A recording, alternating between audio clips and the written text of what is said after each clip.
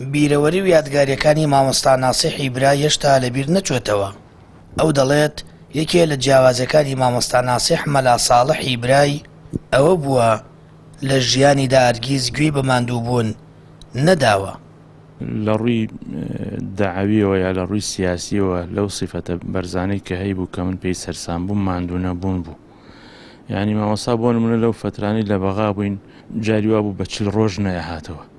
یعنی عایلە و ماڵ و مەشغەڵەتی ئێرە و هەموو ئەو شتانە بە 40 ڕۆژ نەهاتەوە لای ئاسایی بوو و ماندووبوون. یعنی مەسەرەن لە ئیشی پەرلەمانەوە هاتە دەرەوە ئەڕۆژ بۆ کەسابەت بۆ بازار، یعنی ئەچوو بۆ سەردان ئەچوو ئەو فترانی جەنابی مامۆستا عەلی باپیرۆ برایانە گیرابوون هەر شوێنە شکی بردایە ئەڕۆژ بۆ تەقەلێدانی ئەم دەرگا ئەو وەزیر ئەم کەسە ئەو مەسئول ماندووبوون وەکوڵە لە مەزهەبیان نەبوو. 17 ساڵ بەسەر کۆچی دوایی مامۆستا مەلا ناسیح ئەندامی ئەنجومەنی نوێنەرانی عێراق و ئەندامی مەکتەبی سیاسی و کاتی کۆمەڵ و سەرکردەی دیاری ڕابوونی ئیسلامی تێدەپەڕێت. پاسەوانێکی مامۆستای کۆچ کردو کە تا دواساتەکانی هاوڵی ناوبراو بووە باز لەو کاتە دەکات کە مامۆستا ناسیح داواکاری خەڵکی هەڵەبجەی گەیاندووەتە پەرلەمانی بەغدا، پاشان باری تەندروستی تێک دەچێت و دەگەڕێنەوە سلێمانی.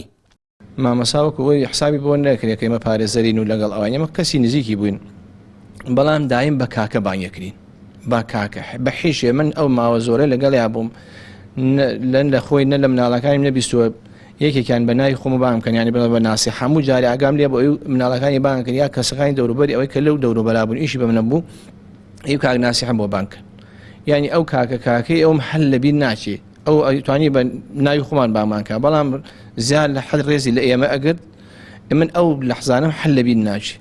یەکێک لە کوڕانی مامۆستا باز لە ژیانی باوکی دەکات و دەڵێت خاوەنی کەسایەتێکی کاریگەر بووە.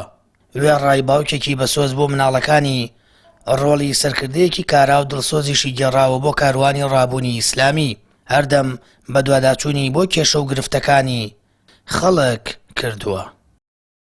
لای ئێوارەکەیەوە بوو گەڕایەوە سلێمانی، تەلەفۆنێکی بۆ هادی کۆمەڵێ دۆست و برادری بوو، کۆمەڵی کێشە و گرفتیان هەبوو، کێشە و گرفتی یەکی دوور و درێژ بوو حەل نەکراوە بوو، بەمبەستیەوەی بیگەێنێتە پەرلەمان لە بەغدا بۆی چارەسەریان بۆ بدۆزنەوە.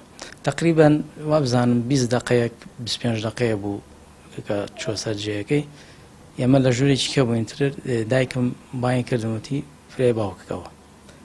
ئەوە بوو کە من هەستام سێکم خۆی هەرچۆن بێ بە بێهێزیەک هات گەشتە هۆڵەکە لێوتی مامۆساداران بۆ بانکە.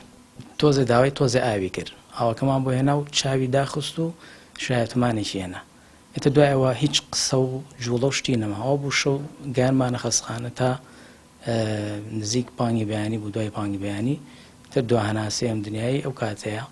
جا ئەگەر ئێمەی مسلمان بمانەوێت مامۆستا ناسیح مەلا ساڵح بامۆکی لە ساڵی 1950 هاتووەتە دنیا و لە ساڵی 2005 لە شاری سلێمانی بە نەخۆشی کتوپار گیانی سپاردووە.